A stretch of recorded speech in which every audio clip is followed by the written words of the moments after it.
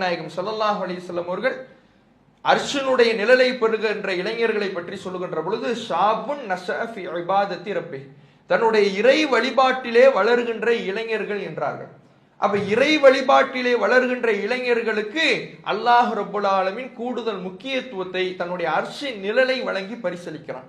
அத்தகைய சாராரில் இன்றைய உலகத்தின் ஒழுக்க கேடுகளில் வீழ்ந்து விடாமல் நம்முடைய பிள்ளைகள் உருவாகணும்னா கோடை காலத்துல பல பயிற்சி வகுப்புகள் நம்முடைய ஜமாத்தின் சார்பாக நடைபெறும். அவர்களுக்கான கொள்கை விளக்கங்கள் போதிக்கப்படும், அவர்களுக்கான சட்ட திட்டங்கள் போதிக்கப்படும். அது போன்ற பயிற்சி வகுப்புகள்ல சேர்த்து விடணும்.